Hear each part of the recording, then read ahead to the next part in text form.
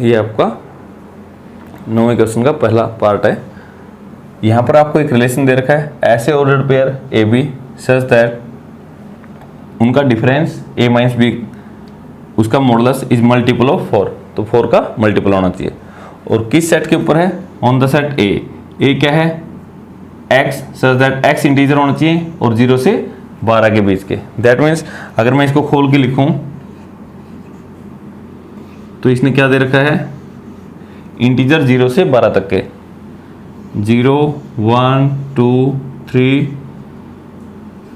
11 12 12 तक के ये दे रखे हैं। तो फाइनाइट सेट दे रखा है। अगर हम चाहें तो इसको बदल भी सकते हैं, लेकिन बदलेंगे तो यहाँ एलिमेंट बहुत ज़्यादा हैं, फिर भी 13 एलिमेंट हैं तो ज़्यादा बड़ा पड़ जाएगा। अब इसको जनरली करते हैं। रिफ्लेक्सिव चेक करना आपको। रिफ्लेक्सिव में क्या करते हैं? जब थ्योरेटिकल क्वेश्चन दे रखा हो, यहाँ पर ए है, ए की जगह भी ए और बी की जगह भी ए, दोनों जगह सेम एलिमेंट। देखो क्या आएगा हेयर, ए माइनस बी की जगह भी ए माइनस ए कितना हो गया? 0। अब ये देखो क्या ये 0 मल्टीपल ऑफ 4 है? यस, 0 इज मल्टीपल ऑफ 4 का गुणज है, मतलब 4 से 0 तो सभी का मल्टीपल होता है, किसी का भी पहाड़ा है वो कर लो 0 पे, जैसे 4 इंटू 0 0, 5 इंटू 0, तो किसी का भी देख लो, 0 तो सबका मल्टीपल होता है। तो 0 जब इनका डिफरेंस लिया तो 0 आ गया, वो 4 का मल्टीपल है। तो मतलब अगर मैं a और a दोनों बार a को लूँ तो उसका पेयर हमेशा इसके अंदर बनेगा। तो a, A belongs to R, क्योंकि a का a के साथ डिफरेंस लेने से 0 बना, और 0 क्या है? 4 का मल्टीपल है। अगर वो 4 का मल्टीपल है तो वो पेयर इसके अंदर है, तो खुद के साथ पेयर हमेशा इसके अंदर होगा। हमेशा होगा तो क्या लिखूंगा मैं? For all a belongs to A। सभी के लिए, अगर ये सभी के लिए है तो क्या लिख सकता हूं मैं? R is reflexive relation. तो R क्या होगा? Reflexive relation. नेक्स्ट क्या था? सिमेट्रिक। कैसे करते हैं सिमेट्रिक को? ये आपका रिफ्लेक्सिव था, अब आपने सिमेट्रिक चेक करना है। सिमेट्रिक के लिए क्या मेथड है आपका? लेट। तो पहले तो एक पेयर इसमें से मानते हैं, अरे 4 स्टेप है, पहला ये है, दूसरा ये लिखते हैं, फिर इसका उल्टा करके देखते हैं, और फिर ये लेट ए बी जो पेयर है बिलोंग्स टू R। क्योंकि सिमेट्रिक के लिए तो क्या करते थे? ए बी पेयर इसमें से मानते हैं, फिर उसका रिवर्स पेयर इसमें दिखाना होता है। ए बी पेयर मान लिया रिलेशन के अंदर है। रिलेशन के अंदर तो कब होगा? जब इस कंडीशन को सेटिस्फाई करेगा। इसका मतलब क्या हो गया? ए माइनस बी का मॉडुलस इज मल्टीपल ऑफ 4 का मल्टीपल है। 4 का मल्टीपल मतलब 0 4 8 12, जैसे कि 4 का पहाड़ा जैसे आप बोलते हो, आगे इन्फिनिट तक जाएगा। तो a minus B is multiple of 4। अगर a माइनस बी 4 का मल्टीपल है तो सीधी सी बात है b माइनस ए लेंगे, वो भी मल्टीपल ऑफ 4 होगा। अरे a माइनस बी जब आपने लिया तो b माइनस ए लोगे। जैसे आपका a माइनस बी मान लो 8 आता है, तो b माइनस ए क्या आ जाएगा? माइनस 8 आ जाएगा। लेकिन माइनस 8 फिर मॉडुलस करके 8 ही बनेगा, तो कोई फर्क नहीं पड़ता। अगर वो 4 का मल्टीपल है तो अब भी 4 का मल्टीपल रहेगा। अगर b माइनस ए 4 का मल्टीपल है तो b माइनस ए, तो यहाँ पे a भी था तो a माइनस बी था, और b माइनस ए है तो b a हो जाएगा। तो इसका मतलब b a belongs to R। आपने a भी लिया, 4 स्टेप करते हैं, a b यहाँ है तो फिर ये कंडीशन लिख दो, 2 स्टेप हो गए। तीसरा स्टेप में क्या करते हो? a और b का रोल बदल दो, a की जगह b की जगह a। फिर देखो क्या फिर भी ट्रू है? अगर ऐसा है तो फिर लास्ट में क्या लिखते हैं? B A belongs to R। तो क्या हो गया ये? So R is symmetric relation.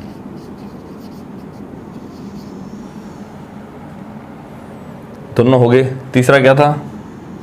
Transitive, क्योंकि इक्विवेलेंस चेक करना है। ट्रांजिटिव रिलेशन, ट्रांजिटिव में क्या करते हो? दो पेयर पहले इसमें से ले,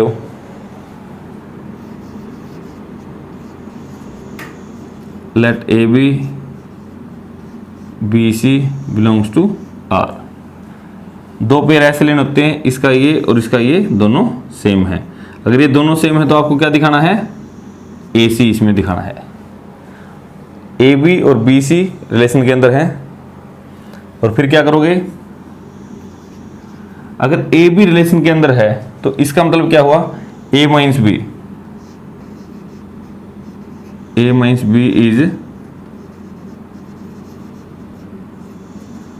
multiple of 4 and B C इसके अंदर है तो इसका मतलब B minus C is multiple of 4, क्योंकि इसके अंदर तो सिर्फ वही पेयर हैं जिनका डिफरेंस 4 का मल्टीपल है। तो ये भी 4 का मल्टीपल है, ये भी 4 का मल्टीपल है। मान लो ये लेता हूं a माइनस बी, फिर जोड़ देता हूं दूसरे को b माइनस सी। इसको देखते हैं क्या बनेगा अगर मैं a माइनस बी और b माइनस सी दोनों को ऐड कर देता हूं। अब सोचो ये क्या है? 4 का मल्टीपल, ये क्या है? 4 का मल्टीपल। तो दोनों का जोड़ है वो भी क्या आएगा? 4 का मल्टीपल। b से b कैंसिल, तो क्या आ गया? a minus C. a minus C is multiple of 4। अरे ये 4 का मल्टीपल है, ये भी 4 का मल्टीपल है, दोनों को ऐड कर दिया। दोनों को ऐड कर दिया तब भी क्या रहेगा? 4 का मल्टीपल रहेगा।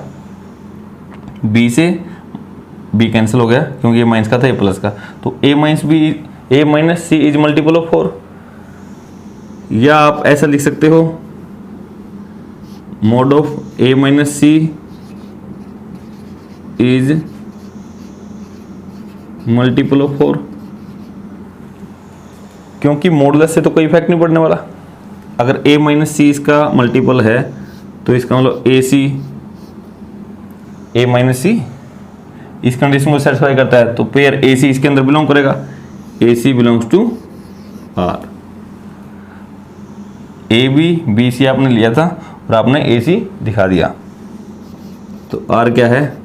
Are is transitive relation. अगर आर ट्रांजिटिव रिलेशन है, आपने पहले प्रूव किया था कि आर सिमेट्रिक भी है, आर रिफ्लेक्सिव भी है, तो क्या आर इक्विवेलेंस रिलेशन हो गया? इसने पूछा था इक्विवेलेंस रिलेशन है या नहीं। इक्विवेलेंस रिलेशन कौन सा होता था? ऐसा रिलेशन जो रिफ्लेक्सिव, सिमेट्रिक और ट्रांजिटिव तीनों कंडीशन को सेटिस्फाई करता हो, और ये रिलेशन तीनों को सेटिस्फाई करता है, इसलिए ये क्या हो गया? इक्विवेलेंस रिलेशन हो गया। तो R is an equivalence relation. जैसे आप यहां लेते थे एक्स एक्सिस और वाई एक्सिस, ये एक प्लेन है, प्लेन के अंदर ये क्या है? आपका ओरिजिन है, और कोई पॉइंट P है आपका। मान लो यहां से ये 5 सेंटीमीटर की डिस्टेंस पर है। अब ये कहता है कि आप वो सभी पॉइंट ले लीजिए जो ओरिजिन से कितने डिस्टेंस पर है? 5 सेंटीमीटर पे। अगर P 5 पे है तो ओरिजिन से 5 सेंटीमीटर पे, चाहे वो यहां पर है, यहां पर है, यहां पर है। तो ये कहता है ये P इन सब के साथ रिलेटेड है, इन सब के साथ रिलेटेड है, इन सब के साथ इसका संबंध है, इन सब के साथ इसका पेयर बनेगा। जितनी डिस्टेंस पे ये है उतनी ही डिस्टेंस पे ये होना चाहिए। इसने बोला कि ऐसे पॉइंट लेने हैं जिनकी ओरिजिन से डिस्टेंस क्या हो? सेम हो। तो देखते हैं इक्विवेलेंस रिलेशन बनेगा या नहीं। Reflexive,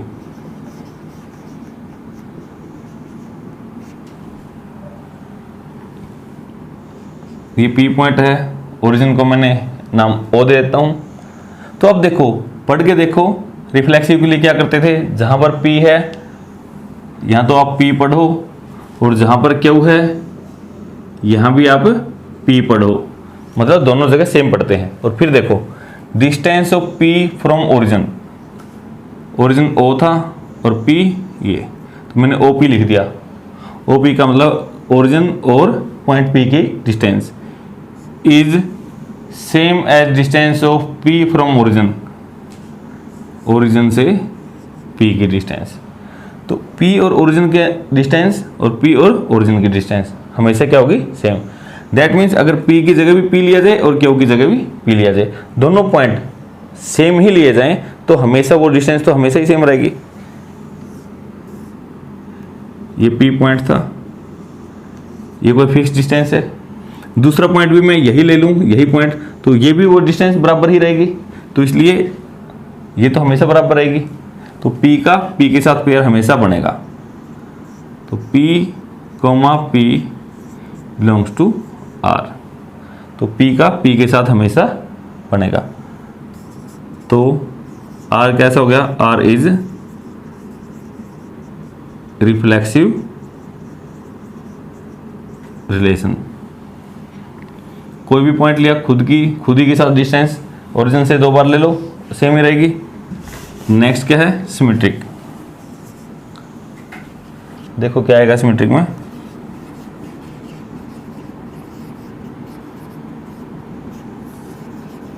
late P Q belongs to R. एक पेयर यहां से ले लिया, इसका मीनिंग समझो पहले तो क्या है, ये ओरिजिन है, ये पॉइंट पी है, ये क्यू है। यहां रिलेशन के अंदर पेयर होने का मतलब है कि ओरिजिन से इस पी की डिस्टेंस और ओरिजिन से इस क्यू की डिस्टेंस क्या है, सेम है। पी क्यू रिलेशन में होने का मतलब क्या हुआ, ओरिजिन से P is equal to origin से क्यू, क्योंकि सिर्फ इक्वल डिस्टेंस है ओरिजिन से, वही तो पेयर बनेंगे, तो OP बराबर OQ। इसका तो मतलब ये भी हो गया OQ बराबर OP। जब OP OQ के बराबर है तो मैं ये भी तो कह सकता हूं OQ OP के बराबर है, तो ये हो गया। जब ये है तो रिवर्स पेयर QP, ये भी रिलेशन में आ गया, ये भी रिलेशन में आ गया, ये रिलेशन में आ गया, तो इसका मतलब ये क्या हो गया, symmetric. So R is symmetric relation. ठीक है, अब तीसरा क्या बच गया, ट्रांजिटिव। ट्रांजिटिव रिलेशन देखो क्या बनेगा, आप एक बार समझने के लिए यही करें,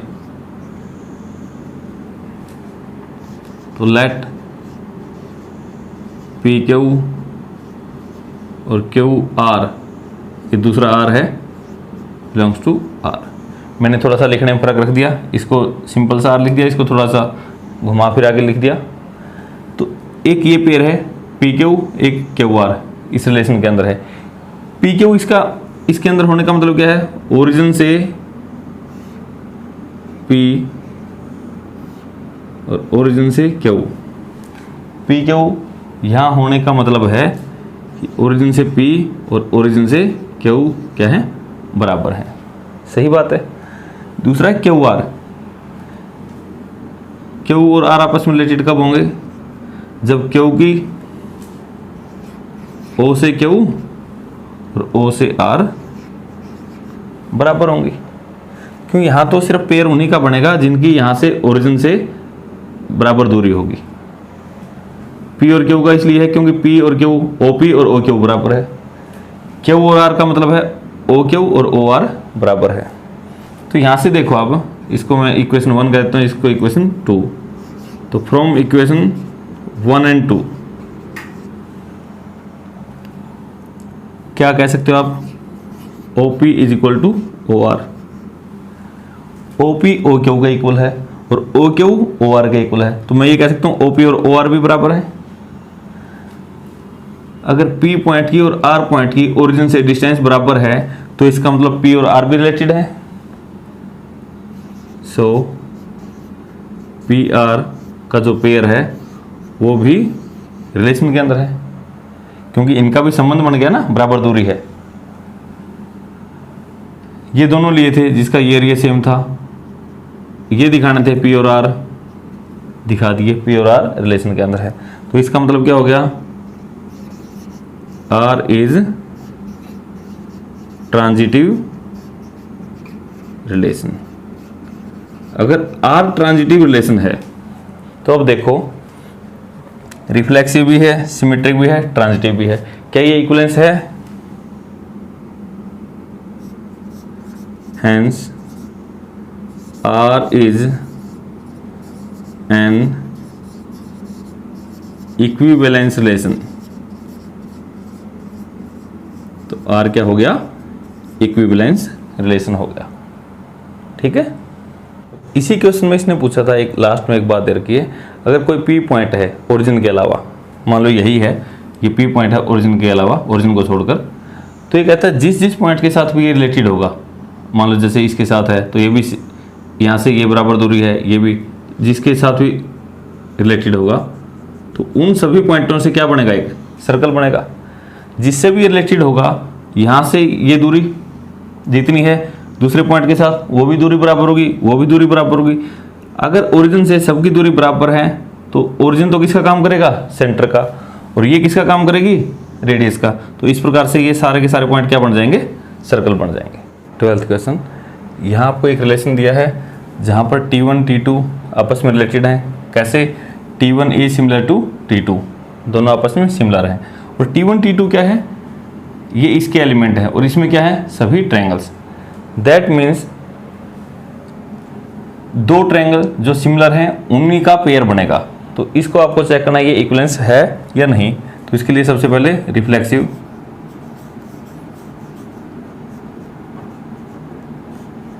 सिमिलर ट्रायंगल कौन सी होती हैं, समरूप। कौन सी होती थी, ऐसी ट्रायंगल्स जिसके सभी एंगल्स सेम हो और साइड का जो दोनों की साइड्स हैं वो क्या हो, प्रोपोर्शनल हो, मतलब सेम समान अनुपात में हो। रिफ्लेक्सिव, रिफ्लेक्सिव के लिए क्या करना था, T1 is similar to T1, क्योंकि T1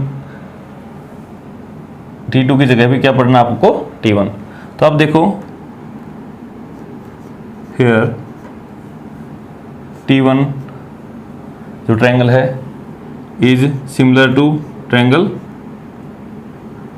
T1। कोई भी ट्रायंगल खुद के तो हमेशा सिमिलर ही होगी। जब कोई भी, ये सिमिलर का सिंबल होता था समरूप का, कोई भी ट्रायंगल खुद के तो हमेशा ही सिमिलर होगी। तो इसका मतलब खुद ट्रायंगल का खुद के साथ तो हमेशा ही पेयर बनेगा, खुद का खुद के साथ पेयर बनेगा, तो ये हमेशा क्या होगा, हमेशा रिलेशन के अंदर होगा। रिलेशन के अंदर है तो क्या हो गया, R is reflexive relation.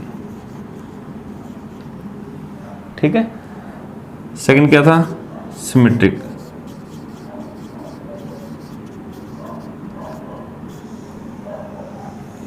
Symmetric क्या करते थे, एक पेयर यहां से ले लिया आपने रिलेशन में से, लेट T1 T2 इस रिलेशन में है। अगर T1 T2 रिलेशन में है, इस रिलेशन के अंदर तो कौन से थे, जो आपस में सिमिलर हों, तो इसका मतलब T1 और T2 क्या हो गए, सिमिलर हो गए। अगर T1 T2 के सिमिलर है तो इसका तो ये मतलब निकला T2 सिमिलर है T1 के।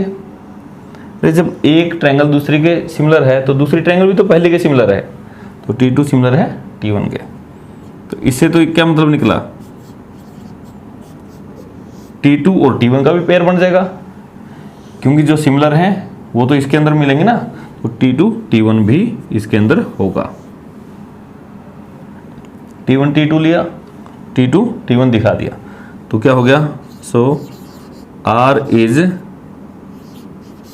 Symmetric relation, R symmetric relation भी हो गया। तीसरा क्या बच गया, ट्रांजिटिव। क्या करते थे ट्रांजिटिव के लिए, पेयर लेते थे, दो pair, let T1 T2 and T2 T3 belongs to relation. आपने दो ऐसे पेयर ले लिए जिसका ये सेम हो, मान लिया ये इसके अंदर है और ये इसके अंदर है, तो अब आपको क्या दिखाना है, T1 और T3 भी इसके अंदर है। इसके अंदर कौन से होंगे, जो आपस में सिमिलर होंगे। अगर T1 T2 इसके अंदर है, T1 T2 इसके अंदर है, तो इसका मतलब T1 और T2 आपस में क्या है, सिमिलर है। T1 इज सिमिलर टू, अरे इसके अंदर होने का तो मतलब यही है कि सिमिलर है। आल्सो T2 T3 भी इसके अंदर है, तो इसका मतलब क्या हो गया, T2 और T3 भी सिमिलर है। अब देखो आपके पास 3 ट्रायंगल हैं, पहली ट्रायंगल दूसरी के सिमिलर है, दूसरी ट्रायंगल तीसरी के सिमिलर है। इसका मतलब क्या हुआ, पहली ट्रायंगल तीसरी के सिमिलर है, तो इसका मतलब क्या हुआ, T1 is similar to T3। ये इसके समरूप है, ये इसके है, तो इसका मतलब ये इसके है, डायरेक्ट भी हो गया। T1 is similar to T3। अगर T1 T3 सिमिलर हैं तो T1 और T3 का पेयर भी बन जाएगा, जो रिलेशन के अंदर ही होगा। T1 T3 belongs to R, तो क्या हो गया, R is a transitive relation.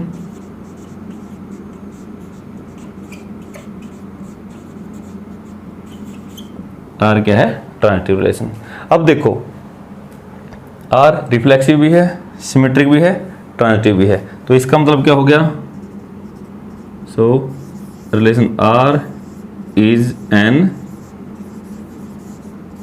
Equivalence relation. तो ये इक्विवेलेंस रिलेशन भी हो गया आपका। इस सवाल में बाद में इसने 3 ट्रायंगल और दे रखे हैं, T1 उसकी तीनों साइड दे रखे हैं, T2 उसकी भी तीनों साइड दे रखे हैं, T3, और उनमें पूछा है कौन सी किससे रिलेटेड है। तो आप देखना T1 और T3 रिलेटेड है, क्योंकि T1 की जो साइड है 3, 4 और 5, उन सबको डबल कर दो, 6, 8 और 10, वो आपकी T3 की साइड है। तो क्योंकि सारे के सारे एंगल तो सेम हो और साथ के साथ क्या होना चाहिए था, उनकी साइड का रेशियो भी सेम हो, मतलब प्रोपोर्शनल हो, समान अनुपात में हो, तो T1 और T3 रिलेटेड है आपकी। यहाँ आपको क्या दे रखा है, 16th क्वेश्चन, ऐसा रिलेशन है जहाँ पर ऑर्डर्ड पेयर ए बी है, ए और बी में क्या रिलेशन है, A is equal to B minus 2, और बी की वैल्यू क्या है, 6 से ग्रेटर और नेचुरल नंबर पर है। तो ये 4 ऑप्शन है, इनमें से आप चूज कीजिए। तो सबसे पहली बात तो ऑर्डर्ड पेयर किसका है, ए बी का है, और बी किससे बड़ा है, 6 से बड़ा है। तो सबसे पहले तो ये देखो बी किस किस में 6 से बड़ा है, यहाँ तो बी 4 है, ये तो नहीं हो सकता, छोटा हो गया, तो बी 6 से बड़ा है, यहाँ भी है, यहाँ भी है, यहाँ भी है। यहाँ पर इसको अब मैं नीचे लेके आता हूँ, a minus B is equal to -2। तो इस कंडीशन को कौन सा सेटिस्फाई करता है कि उन दोनों का a और b का डिफरेंस क्या है, -2 है, a में से b घटाऊँ, तो यहाँ तो अंतर बहुत ज़्यादा है, 3 और 8 में ये भी नहीं हो सकता, 8 और 7 में 1 का अंतर है, ये भी नहीं हो सकता, तो यहाँ पर है 2 का डिफरेंस। तो आपकी ऑप्शन क्या आएगी, सी। तो इस हिसाब से जैसे ये ऑब्जेक्टिव क्वेश्चन आते हैं, यहाँ पे जो कंडीशन है आंसर आप थोड़ा सेटिस्फाई करा के देख लें।